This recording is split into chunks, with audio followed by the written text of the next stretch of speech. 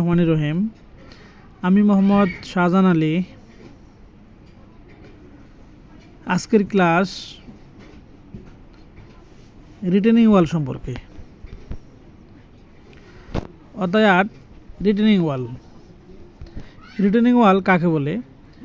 যে সমস্ত ওয়াল মাটি বা অন্য কোনো পদার্থের পার্শ্ব চাপ প্রতিরোধ করে তাকে রিটেনিং ওয়াল বলে।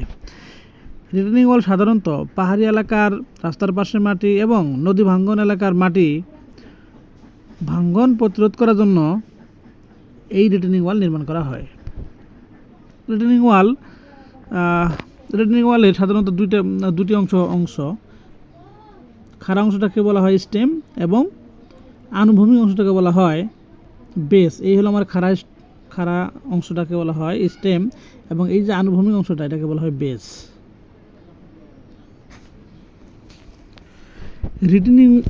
রিটেনিং ওয়াল একটা চিত্র দেখা যাচ্ছে যে এই রিটেনিং ওয়ালের বিভিন্ন উপাংশ এবং চিত্র খুবই গুরুত্বপূর্ণ। তাহলে রিটেনিং ওয়ালের খাড়া অংশকে বলে স্টেম। আমি দেখাচ্ছি যে এই রিটেনিং ওয়ালের খাড়া অংশকে বলে স্টেম। রিটেনিং ওয়াল যে সমস্ত পদার্থকে ধরে রাখে তাকে বলে ব্যাকফিল। এই যে আমার রিটেনিং ওয়ালটা মাটিকে ধরে রাখছে, এই জন্য এটাকে বলা হয় ব্যাকফিল। তাহলে ব্যাকফিল কাকে বলে? রিটেনিং ওয়াল যে সমস্ত পদার্থকে ধরে রাখে তাকেই ব্যাকফিল বলে। এই ব্যাকফিলের দিকে যে অংশটা থাকে তাকে বলা হয় হিল এবং বাহিরের দিকে যে অংশটা থাকে তাকে বলা হয় টো। এবং রিটেনিং ওয়ালের এই আনুভূমিক যে অংশটা এটাকে বলা হয় বেস। রিটেনিং ওয়ালের চাপ কাজ করে কোথায়? চাপ কাজ করে এই স্থান উচ্চতায় চাপ কাজ করে। অতএব রিটেনিং ওয়ালের উচ্চতা যতটুকু হবে তার h/3 ডিস্টেন্সে চাপ কাজ করবে। চিত্রে যে আমাদের রিটেনিং ওয়ালটা দেখা যাচ্ছে সেই রিটেনিং ওয়ালটা হলো সারচাস রিটেনিং ওয়াল। যেহেতু সারচাস রিটেনিং ওয়াল সেহেতু চাপ কাজ করবে h+h' উচ্চতায়। এই রিটেনিং ওয়ালের উপরের যে পার্শ্বটা আছে এই উপরের পার্শ্বের মান সাধারণত 20 থেকে 30 সেন্টিমিটার হয়ে থাকে এবং এই পাদদেশের মান হয়ে থাকে h/15 থেকে h/10 মধ্যে। এই রিটেনিং ওয়াল বলছিলাম যে ব্যাকফিল, যে রিটেনিং ওয়াল যে সকল পদার্থকে ধরে রাখে তাকে ব্যাকফিল বলে। আমরা এখানে ভরাট মাটি দেখা যাচ্ছে যে এই ভরাট মাটি যাতে ভেঙে বা বৃষ্টি পানিতে ধসে না যায় এর জন্য একটা ওয়াল তৈরি করা হয়েছে। তাহলে এই যে পদার্থগুলোকে ধরে রাখলাম সেই পদার্থগুলো হলো ব্যাকফিল। আর এই ওয়ালের যে ছিদ্র দেখা যাচ্ছে এই ছিদ্রগুলোকে বলা হয় উইপ হোল দিয়ে সাধারণত বৃষ্টির পানি চুয়ে বের হয়ে আসে। চিত্রে আরেকটা ফিগার দেখা যাচ্ছে এটা একটা নন সারচাস রিটেনিং ওয়াল।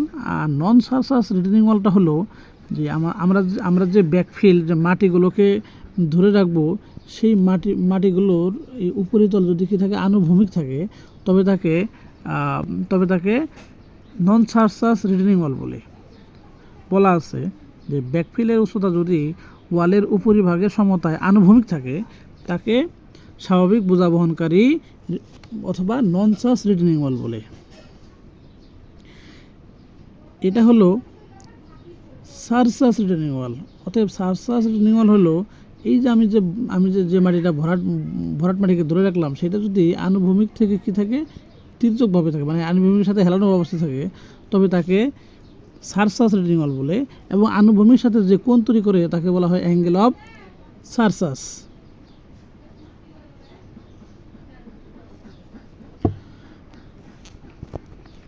রিটেনিং ওয়ালের বেস স্ল্যাবের যে অংশ ব্যাকফিলের দিকে থাকে তাকে হিল বলে, বাইরের দিকে যেটা থাকে তাকে টো বলে। ব্যাকফিলের পানি নিষ্কাশনের সুবিধার জন্য ওয়ালের আনুভূমিক ও উলম্বিক দিক হতে 2 মিটার পর ড্রেনেজ রাখা হয়। এটাকে বললাম উইপ হোল বলে।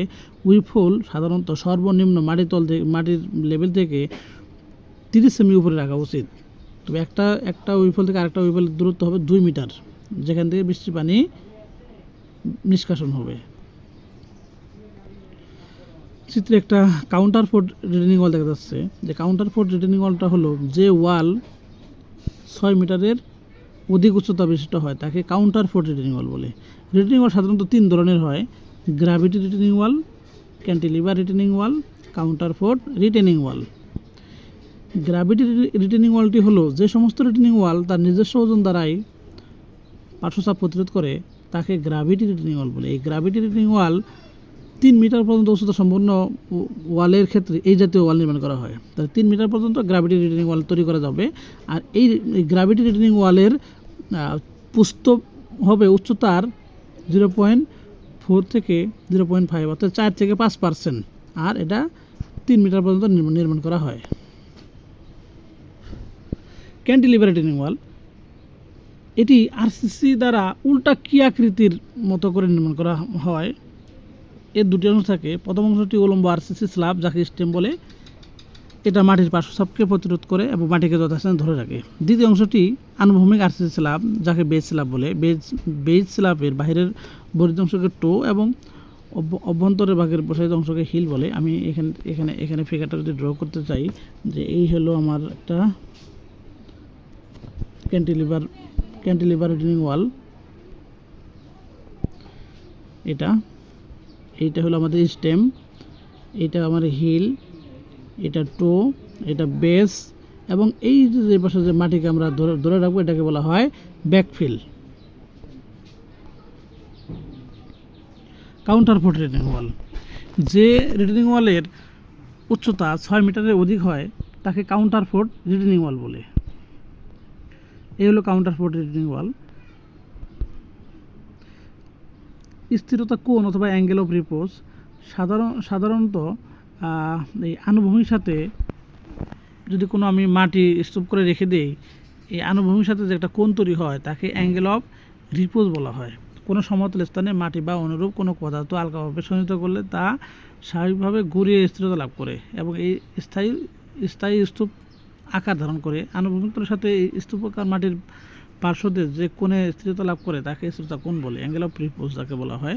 এই অ্যাঙ্গেল অফ রিপোজের মান হলো 33 ডিগ্রি থেকে 42 ডিগ্রি পর্যন্ত, আর এর ডাল হবে 1:1.5।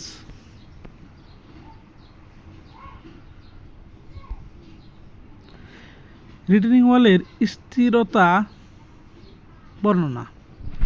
গ্র্যাভিটি রিটেনিং ওয়ালের নিম্নভাগের চওড়া উচ্চতার 4 থেকে 5%। প্রথমে বলছিলাম যে গ্র্যাভিটি রিটেনিং ওয়াল সর্বোচ্চ 3 মিটার পর্যন্ত উচ্চতা হতে পারে এবং এর নিম্নভাগের চওড়া হবে 0.4 থেকে 0.5 এর মধ্যে। ক্যান্টিলিভার রিটেনিং ওয়ালের উচ্চতা 6 থেকে 7 মিটার পর্যন্ত হয়ে থাকে। ক্যান্টিলিভার রিটেনিং ওয়ালের বেস স্ল্যাবের মাটির তলের প্রসারিত অংশকে হিল এবং বাহিরের প্রান্তকে টো বলা হয়। রিটেনিং ওয়াল 6 মিটার বেশি হলে কাউন্টার ফোর্ট রিটেনিং ওয়াল হিসেবে ডিজাইন করতে হবে। অ্যাঙ্গেল অফ রিপোজ 33 ডিগ্রি থেকে 42 ডিগ্রির মধ্যে হবে। এর যদি স্লোপ কল্পনা করি তাহলে 1:1.5। বৃষ্টির পানি নিষ্কাশন করার জন্য যে ছিদ্র রাখা হয় তাকে উইপ হোল বলা হয়। ক্যান্টিলিভার রিটেনিং ওয়ালের উপরে যে খাড়া স্ল্যাবের যে পুরুত্ব সেটা বলে 20 থেকে 30 সেন্টিমিটার এবং পাদদেশের পুরুত্ব হবে 15 থেকে 10 অতএব উচ্চতা যা হবে তার 15 ভাগ অথবা 10 ভাগ। অতএব h/15 থেকে h/10 মধ্যে যে কোনো মান হতে পারে। ক্যান্টিলিভার রিটেনিং ওয়ালের পাদদেশের স্ল্যাব এর চওড়া স্বাভাবিক বোঝা বহনকারী ওয়ালের ক্ষেত্রে উচ্চতার 0.4 থেকে 0.65। যদি নন সারচার রিটেনিং ওয়াল হয় তাহলে এই স্বাভাবিক বোঝা বহনকারী চওড়া হবে 0.4 থেকে 0.65। আর যদি অতিরিক্ত বোঝা বহনকারী অর্থাৎ সারচার রিটেনিং ওয়াল হয় তাহলে চওড়া হবে 0.55 থেকে 0.75 পর্যন্ত। ক্যান্টিলিভার রিটেনিং ওয়ালের বেস স্ল্যাবের পুরুত্ব দেওয়ালের উচ্চতার h/15 থেকে h/10 এর মধ্যে হয়ে থাকে। টো স্ল্যাবের বর্ধিতাংশ হবে বেস স্ল্যাবের প্রস্থের 4.1 থেকে 3.1 পর্যন্ত। এই রিটেনিং ওয়ালের চিত্র মালামাল এবং রেইনফোর্সমেন্ট ব্যবহার করার জন্য। এই হলো আমাদের যে রিটেনিং ওয়ালটা, সেই রিটেনিং ওয়ালের মালামালের হিসাব, সিমেন্ট বালি কতটুকু লাগবে। এই হলো রিটেনিং ওয়াল। রিটেনিং ওয়ালের এই ফিগার দিয়ে আমরা যে রেইনফোর্সমেন্ট বের করতে হয় সেই রেইনফোর্সমেন্ট বের করা যাবে। ধন্যবাদ সবাইকে।